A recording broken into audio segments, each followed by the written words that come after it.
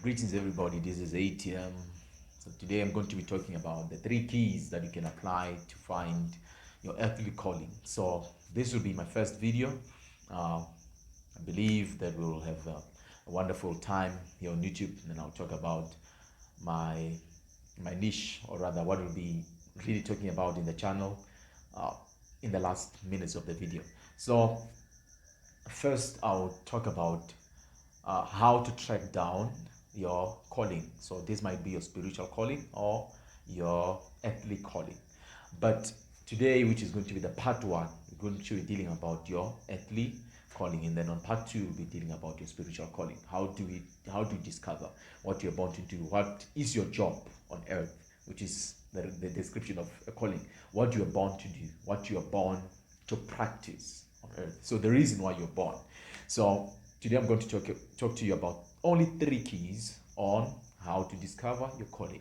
So the first key will be track down your childhood lifestyle. You should track down your childhood lifestyle. So the easiest way to track down your calling, or rather to discover your calling, is by first tracking down your childhood lifestyle. So you might be asking, then after tracking down my childhood lifestyle, what do I do? Then this is an important thing I would say here. Most of the things that you're doing, especially on your childhood life, we're actually pointing you to your destiny. So there are many reasons why you're capable of doing certain things when you're still a child that many people who are your age could not do such things rather. So the easiest way is to track down your childhood lifestyle. So check what you used to spend time doing. Check what used to thrill you. Check what you used to be naughty about. Even the things that you are actually naughty about. So you check first what was it that you took your time to experiment on. It might be playing, with cars. It might be watching cartoons. So you actually need to be more creative on that. So you can also even ask your relatives or your parents to say, what was I actually doing growing up? What was I spending time doing while growing up? So that can be a point to your destiny, what you're born to do. Most of us were driven when we became teenagers. We were driven by many personalities around us, things that seem to be cool, as the society says. So most of the things we are doing now are not really inspired by our childhood, or they're not being inspired by our passion or our calling, but most of them, they are being inspired by our surrounding. So if our surrounding finds something to be nice, we end up doing it also. So meaning, this is not what we want to do, but this is what seems good to do. So that is what a calling. And again, before I go very far, I'll be honest with you. Most of the things that brings pain to your life are mostly joined to your purpose or to your calling. I should repeat that. Most of the things that brings you pain. For example, you see someone poor or walking on the streets, and you always want to find out what is it that you can do for such an individual. And in most cases, you can't even sleep while thinking about such things. That might be a point rather to show you that maybe you're born to be, a charity-based, giver or something, or someone that is doing charity, or maybe you're born to do orphanages or something. Maybe you're born to eliminate poverty. Who knows? Maybe it might be the first one. But anyway, these, your life, your life as a child says a lot about your calling, and also what brings you pain. This might be when you were still young. What brought you pain to, like very much, was the point to your call and to your destiny. Now, point number 2, you should also check what consumes your time. So the better way also to track down your calling or to discover your calling is by checking what consumes your time. What is that one thing that you can do over and over and over again without minding time? You should check that one. So I'm not talking about things like spending time on WhatsApp or spending time on all types of social media, but I'm talking about what consumes your time. If you're not using WhatsApp, if you're not using Facebook, whatever you can call it, what is it that consumes your time? Have you ever been in a place where you're supposed to maybe do dishes, but you find yourself probably singing? Even not even doing this, you find yourself, maybe you're even distracted. You find yourself singing. You ask yourself, what's going on? It's because that might be a point to your calling. That might be a sign of what you're called for.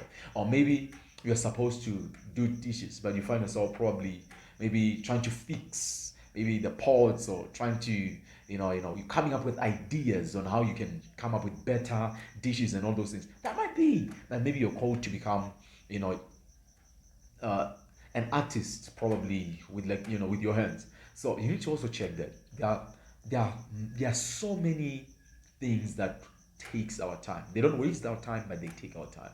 So that are things that you should pay attention to. There's certain things that will take your time. And again, in order for you to be so sure that this is what you're called for, you don't mind doing it over and over and over again. You don't mind even not even checking what time is it. You don't mind even going for hours doing that. It's because that might be so connected to your calling. So the best way again to track down your calling is by checking what consumes your time. What do you spend your time doing? All right, and number three, which is the last one, is you need to check how people relate with you. The best way again to track down a calling, or to know or to discover your calling, is by seeing, or rather paying attention to how people relate to you. Okay, let's say you're a math guru, or maybe you're born to be a mathematician. So whenever people have problems in maths, they'll always come to you. So that might mean that maybe you're called to be a mathematician. I'm getting this. So don't confuse it to say, why are people always looking for help in terms of, don't think that those people are just using you. You need to understand that, because most of us would think people are just using us. That's why they come, only looking for help. But that help they're looking for might be a pointer to your calling. So it might be something you can actually use to discover your calling. So you check how people relate with you, and also what are the things that people look for whenever they're with you. What are the things you discuss when you're with them? What are actually, again, you can also check what attracts you in people. In most of the cases, we are attracted to ourselves, and yes, that's the reality of things. In most of the cases, we are mostly attracted to ourselves, to our own selves. So let's say I like hanging around with people who do IT. I like hanging around with people who do languages. I like hanging around with people who love drawing. Why? It's because most of us are attracted to people who are like us. So how people relate with you says a lot about what you're born for. How people, what things do people come, to look for whenever they come to you. That might be a pointer to what you're called for. So anyway, I think this was a wonderful experience. I believe that you'll learn a lot from everything that I was sharing with you here.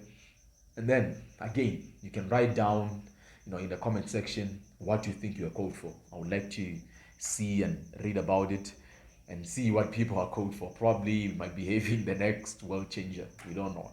So just to recap again, you track your childhood. Number two, you check what consumes your time. Number three, you check how people relate with you, what people look for whenever they come to you, what type of help do people require. There are certain things that people can't do, but that you can do, which are a best pointer to your calling. So in this channel, we'll be covering a lot of life in general. So we'll be talking about life in general, how to discover yourself, how to come up with ways to improve your productivity. That's what we'll be talking about. So if this kind of content thrills you, you can subscribe to the channel, hit the like below. I'll see you next time. Thank you.